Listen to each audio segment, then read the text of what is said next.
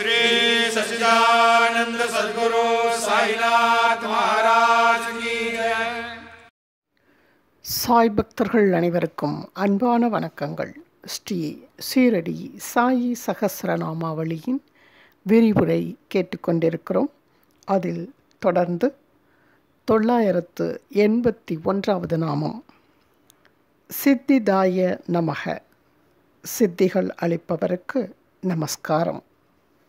தீவிர பக்தர்களில் தகுதியுள்ள சிலருக்கு அமானுஷ்யமான சக்திகளை பாபா அளித்தார், இன்றும் அளித்து வருகிறார். இந்த நாமம் ஸ்ரீ விஷ்ணு சகஸ்ரநாமாவளியிலும் உண்டு. 254வது நாமம் காரிய சித்தியை அளிப்பவர் என்று பொருள் கூறுகிறார் பூஜ்ய ஸ்ரீ அண்ணா என் சுப்பிரமணிய ஐயர் அவர்கள். 982வது நாமம் சித்தி அவாங்முகாய நமக.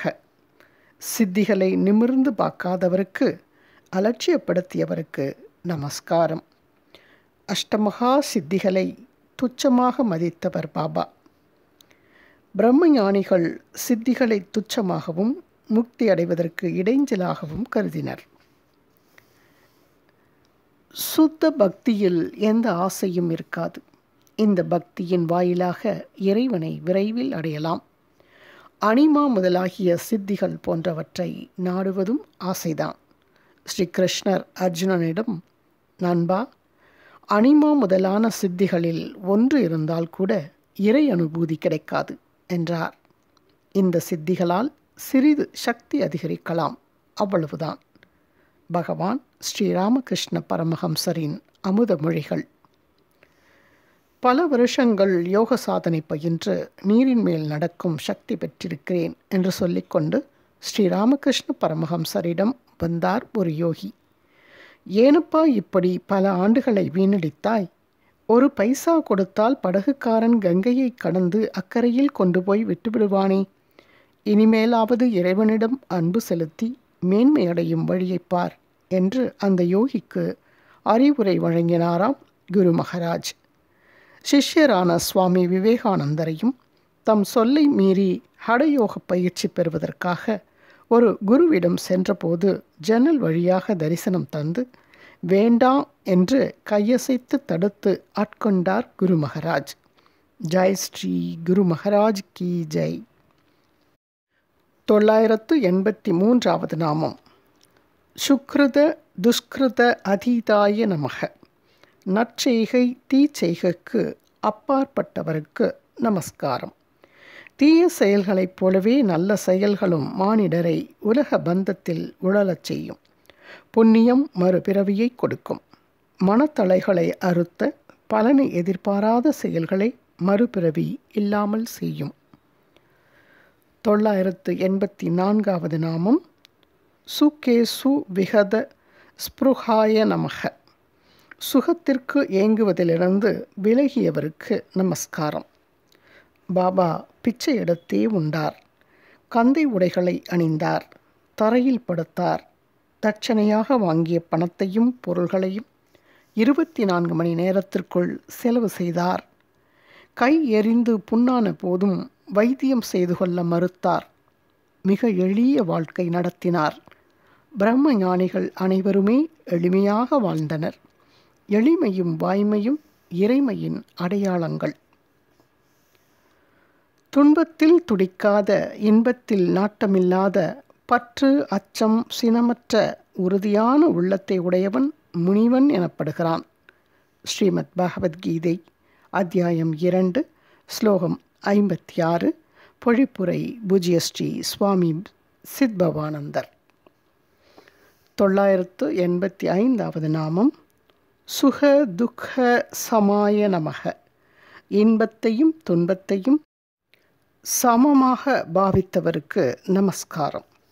இன்பம் கிட்டிய போதும் துன்பம் நேர்ந்த போதும் நிச்சலனமாக ஒரே சமமான நிலையில் இருந்தவர் என்பது பொருள்.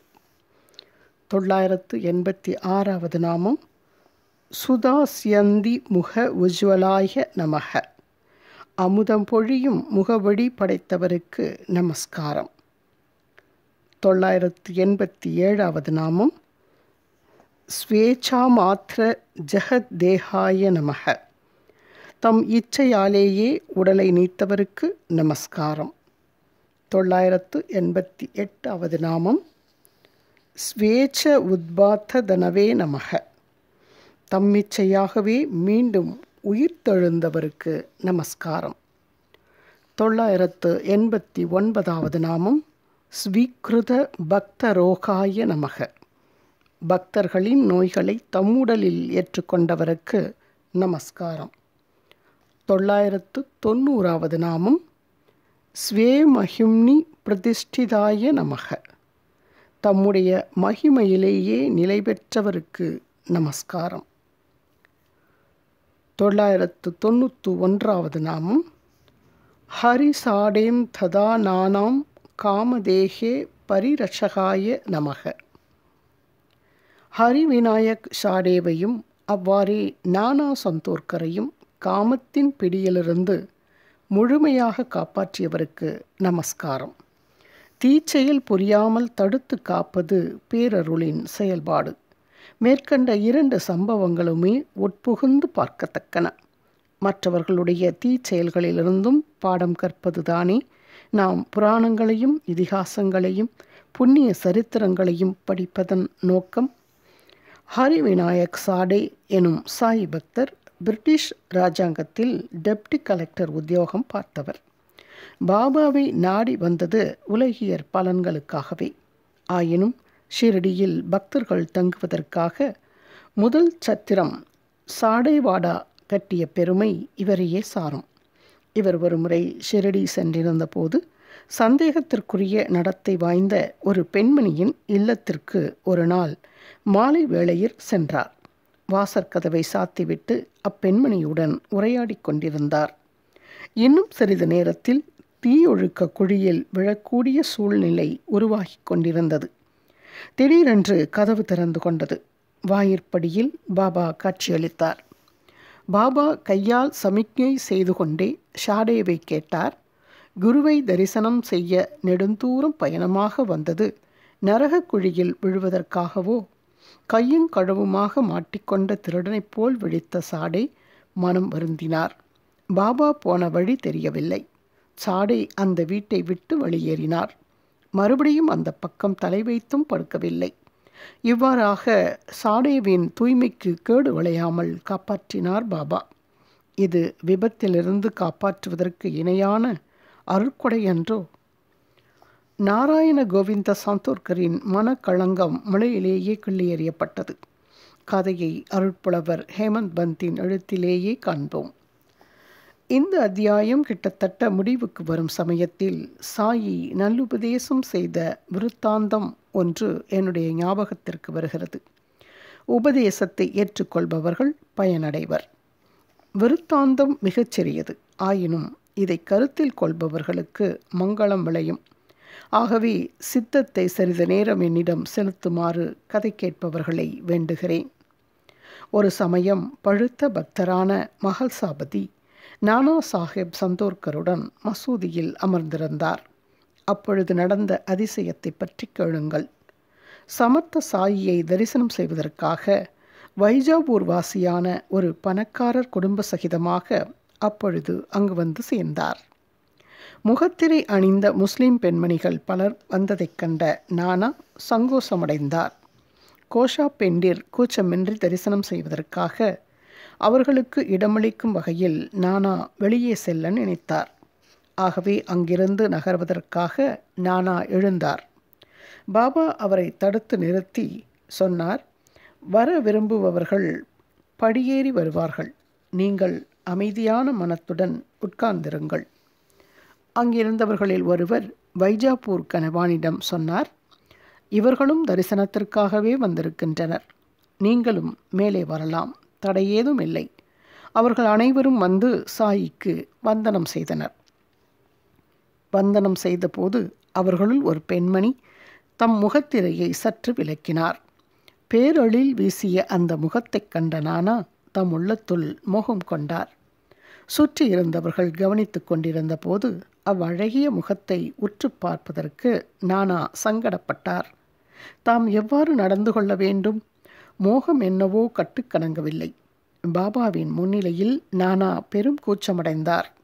தலையை நிமிர்த்த முடியவில்லை. ஆனாலும் தயங்கி தயங்கி கண்வீச்சு அந்த திசைக்கு திரும்பியது. நானா இருதலை கொள்ளி எறும்பானார். இதுவே நானாவின் உள் மனநிலை. எல்லாருக்குள்ளும் உறையும் பாபா இதை அறிந்து கொண்டார். மற்றவர்களால் இதை எப்படி உணர முடியும்? சொல்லுக்கு என்ன அர்த்தம் என்றுதான் அவர்களால் மல்லுக்கட்ட முடியும். நானாவின் உள்மனத்தையும் அதில் நடந்து கொண்டிருந்த போராட்டத்தையும் நன்கு உணர்ந்த பாபா அவரை சுயநிலைக்கு கொண்டு வருவதற்காக ஓர் உபதேசம் செய்தார். அதை கேளுங்கள். நானா, எதற்காக மனக்கலக்கம் அடைகிறீர்? எது தன்னுடைய தர்மத்தின்படி இயல்பாக செயல்படுகிறதோ அது யாராலும் தடுத்து நிறுத்தப்படக்கூடாது. ஏனெனில் அதில் கேடு ஒன்றுமில்லை. பிரம்மதேவருடைய சிருஷ்டியை பார்த்து நாம் ரசிக்காவிட்டால் அவருடைய புத்தி சாதுரியமும் திறமையும் வீணாகப் போய்விடும்.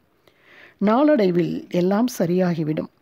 வாயிற்கதவு திறந்திருக்கும் போது புறக்கடை கதவை ஏன் அணுக வேண்டும்? மனம் தூய்மையாக இருந்தால் சங்கடம் ஏதுமில்லை. மனதில் கெட்ட எண்ணம் இல்லாதவன் எதற்காக யாரை பார்த்து பயப்பட வேண்டும்? கண்கள் அவற்றின் வேலையாகிய காண்பதை செய்கின்றன. அது பற்றி நீர் ஏன் சங்கடப்படுகிறீர் என கூறுகிறார். ஸ்ரீமத் சாயி ராமாயணம் அத்தியாயம் 49 ஸ்லோகங்கள் 146 161 வரை. இது நாம் எல்லோருக்கும் பயன்படக்கூடிய நல்லுபதேசம். இதன் தொடர்ச்சியை அடுத்த ஆடியோவில் பதிவிடுகிறேன். தொடர்ந்து கேளுங்கள் நண்பர்களே. குரு வாழ்க, குருவே துணை. ஓம் சாய்ராம். சாய் பக்தர்கள் அனைவருக்கும் அன்பான வணக்கங்கள். ஸ்ரீ ஷீரடி சாயி சகஸ்ரநாம விரிவுரை கேட்டுக்கொண்டிருக்கிறோம். அதில் தொடர்ந்து 992வது நாமம் ஹர்ஷ அமர்ஷ பய உத்வேகைஹி நிர்முக்த விமல ஆசையாய நமக. களிப்பு, மயிர்கூச்சு, சகிப்பின்மை, பயம், மனக்கிளர்ச்சி ஆகியவற்றிலிருந்து முற்றிலும் விடுபட்ட தூய்மையின் உறைவிடமானவருக்கு நமஸ்காரம்.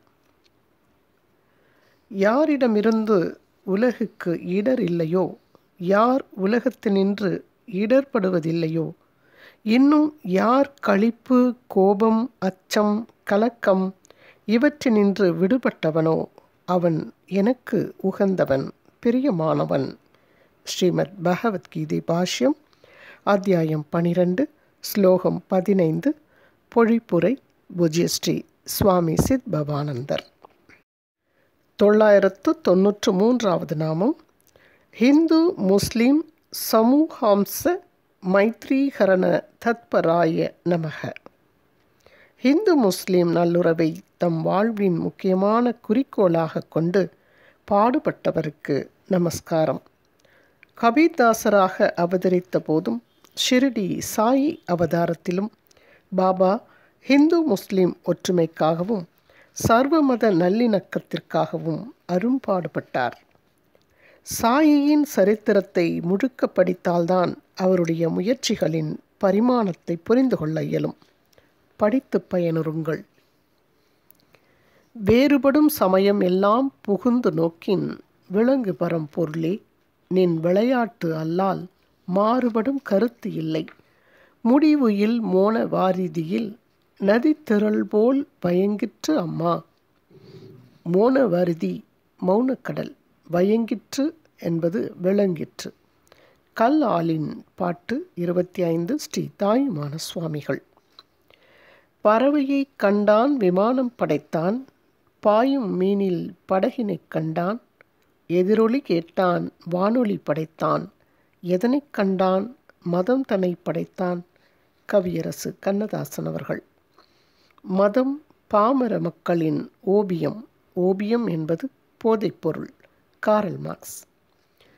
994வது நாமம் ஹூங்காரேன ஏவ சுஷிப்ரம் ஸ்தப்த பிரசண்ட மாருதாய நமக. ஹூங்காரமிட்டே சுலபமாக புயலை உடனடியாக தடுத்து நிறுத்தியவருக்கு நமஸ்காரம். ஒரு சமயம் ஷிரடியில் புயலடித்து பெருமழை பெய்து சேதம் விளைவிக்க ஆரம்பித்தது. மக்கள் பீதியடைந்து மசூதிக்கு ஓடி வந்தனர். மேற்கொண்டு சேதம் விளையாமற் காப்பதற்காக பாபா மசூதியிலிருந்து வெளியே வந்து வானத்தை நோக்கி ஹூங்காரமிட்டார். உடனே புயல் அடங்கியது. மழை நின்றது. மக்கள் நிம்மதியுடன் அமைதியாக வீடு திரும்பினர். பாபாவுக்கு இயற்கை சக்திகளின் மீதிருந்த மேலாண்மை ஸ்ரீமத் சாய் ராமாயணம் 11வது அத்தியாயத்தில் அற்புதமாக விளக்கப்பட்டிருக்கிறது.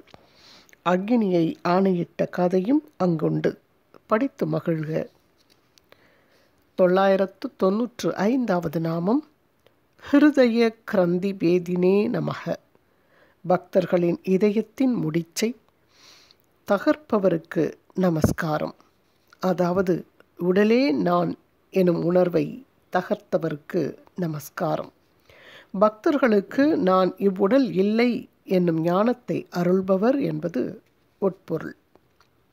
996வது நாமம் ஹிருதய கிரந்தி வர்ஜிதாய நமக. இதயத்தின் முடிச்சை உடலே நான் எனும் உணர்வை கைவிட்டவருக்கு நமஸ்காரம். நான் யார் என்னும் சிந்தனையில் தீவிரமாக இறங்கியவர்கள் நான் இந்த உடல் அல்லேன் எனும் உண்மையை உணர்வார்கள் என்பது பிரம்ம ஞானிகளின் திருவாய்மொழி. குருவின் கருணையின்றி இந்த சிந்தனையே எழாது. மகான்களுக்கு மட்டுமே இச்சிந்தனை பிறவி இயல்பாக அமைகிறது. 997வது நாமம் சாந்த அனந்த தௌர்ஜன்யாய நமக. எண்ணற்ற அடாத செயல்களை பொறுத்து கொண்டு மன்னித்தவருக்கு நமஸ்காரம். மக்கள் அறியாமையினால்தான் துஷ்ட செயல்களை செய்கிறார்கள். அறியாமை என்னும் இருள் மகான்களை அடையாளம் கண்டுகொள்ளும் சக்தியையும் போக்கடித்து விடுகிறது. உதாரணமாக திருவண்ணாமலை அருணாச்சலேஸ்வரர் ஆலய வளாகத்தில் பாதாளலிங்கேஸ்வரர் சந்நிதியில் மோன நிலையில் தவத்தில் ஆழ்ந்த 18 வயது இளைஞனை துஷ்ட பையன்கள் கல்லெறிந்து துன்புறுத்தினர். அவர்களாவது 2 கெட்டான் சிறுவர்கள். இயேசு கிறிஸ்துவை சிலுவையில் அறைந்து கொன்றவன் ஒரு அரசன். இவ்விரண்டு துருவங்களுக்கும் இடையே ஞானிகளுக்கும் மகான்களுக்கும் அவதார புருஷர்களுக்கும் இழைக்கப்பட்ட தீச்செயல்களும் கொடுமைகளும் எத்தனையோ. அத்தனையையும் அவர்கள் பொறுத்து கொண்டனர். வாலிப பருவத்தில் பாபாவுக்கு பல அநீதிகள் இழைக்கப்பட்டன. அவை அனைத்தையும் பொறுத்து கொண்டு மன்னித்த பாபா ஷிரடி மக்களுக்கும் நாடி வந்தவர்களுக்கும் பேரருள் புரிந்தார். எத்தன்மை குற்றம் இயற்றிடினும் தாய் பொறுக்கும் அத்தன்மை நின்னருளும் அன்றோ பராபரமே பராபர கன்னி என்பது ஸ்ரீ தாயுமான சுவாமிகள். 998வது நாமம் ஷிதி பாலாதி ஷேவிதாய நமக. அரசர்கள் முதற்கொண்டு ஆட்சி புரிந்தவர்கள் அனைவராலும் தொழப்பட்டவருக்கு நமஸ்காரம். பாபாவின் வாழ்நாளிலேயே அரசர்களும் அரச குடும்பத்தினரும் அவரை வணங்கினர். அக்பர் சக்கரவர்த்தி தொழுதது கபீர்தாஸ் அவதார கதை. மேலும் பிரிட்டிஷ் இராஜாங்கத்தின் ஆட்சியாளர்களான commissioner, collector, magistrate, tahsildar, mamlatdar, station master, post master போன்றவர்களும் பாபாவை நாடி வந்து வணங்கினர். 999வது நாமம் ஷிப்ர பிரசாத தாத்ரே நமக. சட்டென்று வரம் கொடுப்பவருக்கு நமஸ்காரம். ஆசுதோஷி என்று பரமேஸ்வரனுக்கு பெயர். இந்த சமஸ்கிருத வார்த்தைக்கு சட்டென்று திருப்தியும் மகிழ்ச்சியும் அடைபவர் என்பது பொருள். பாபாவும் சட்டென்று வரம் கொடுப்பவராவார். சரணாகதி அடைந்து கேட்டு பார்க்கலாமே. ஆரம்ப காலத்தில் பக்தன் எதை கேட்கிறானோ அதை கொடுப்பேன். நாளாக பக்தனுக்கு நான் எதை கொடுக்க விரும்புகிறேனோ அதையே அவன் விரும்ப ஆரம்பிப்பான் என்பது பாபாவின் திருவாய்மொழியன்றோ. 1000வது நாமம் ஓம் ஷேத்ரீகிருத்த ஸ்வசிரிடிகாய நமக. தம்முடைய குக்கிராமம் ஷிரிடியை புனித தலமாக ஆக்கியவருக்கு நமஸ்காரம். ஷிரடி ஓர் அமைதியும் எளிமையும் நிரம்பிய தூங்கி வழியும் குக்கிராமமாக இருந்தபோதே பாபா திருவாய்மொழிந்தார். இக்கிராமத்தில் மாட மாளிகைகளும் கூட கோபுரங்களும் எழும். கணுதனவான்கள் திரள்வர். வான வேடிக்கைகள் முழங்கும். தேர்கள், குதிரைகள், யானைகள் அனைத்தும் வரும். பிரம்மாண்டமான ஊர்வலங்கள் நடைபெறும். பாபா கூறிய இவை அனைத்தும் சொல்லுக்கு சொல் உண்மையாகிவிட்டன. ஸ்ரீ ராமநவமி திருவிழா நடக்கும்போது ஷிரடிக்கு சென்று பாரீர். இத்துடன் ஸ்ரீ ஷிரடி சாயி சகஸ்ர நாமாவளி நிறைவு பெறுகிறது. வடமொழியில் நமக்கு அருளியவர் பூஜ்ய ஸ்ரீ நரசிம்ம சுவாமிஜி அவர்கள். இதன் தமிழ் விரிவுரை சடமர்ஷன வே. சுப்பிரமணிய சர்மா அவர்கள். ஸ்ரீ ஷிரடி சாயி சகஸ்ரநாம பாராயண பலன். தினமும் சாயி நாம பாராயணம் செய்து சாயியை தியானமும் செய்பவர்கள் அறம், பொருள், இன்பம், வீடு இந்நான்கையும் எய்துவர். இதில் ஐயம் ஏதும் இல்லை. குழந்தை பேறு இல்லாதவர் குழந்தை பேறு பெறுவார். ஏழை செல்வந்தராவார். மாணவன் கல்வி செல்வம் பெறுவான். தகுந்த வரன் கிடைக்காமல் திருமணமாகாமல் இருக்கும் பெண் நல்ல கணவனை அடைவாள். தன்னை சரணடைந்தவர்களிடம் தாயன்பு காட்டும் சாயி அனைத்தையும் அளிப்பார். இம்மையிலும் மறுமையிலும் லாபமடைய சாயியை புகழடையுங்கள். ஸ்ரீ சாயி ஜபம். ஓம் சாயி ஸ்ரீ சாயி ஜெய ஜெய சாயி. ஓம் சாயி ஸ்ரீ சாயி ஜெய ஜெய சாயி. ஓம் சாயி ஸ்ரீ சாயி ஜெய ஜெய சாயி. ஓம் சாயி ஸ்ரீ சாயி ஜெய ஜெய சாயி. ஓம் சாயி ஸ்ரீ சாயி ஜெய ஜெய சாயி. ஓம் சாயி ஸ்ரீ சாயி ஜெய ஜெய சாயி. ஓம் சாயி ஸ்ரீ சாயி ஜெய ஜெய சாயி. ஸ்ரீ ஷிரடி சாயி சகஸ்ரநாம விரிவுரையை கேட்ட அனைத்து பக்தர்களின் பொற்பாதங்களையும் வணங்கி விடைபெறுகிறேன். சாந்தி வெங்கடாச்சலம். குரு வாழ்க, குருவே துணை. ஓம் சாய்ராம். श्री सच्चिदानंद सद्गुरु साईनाथ महाराज की जय.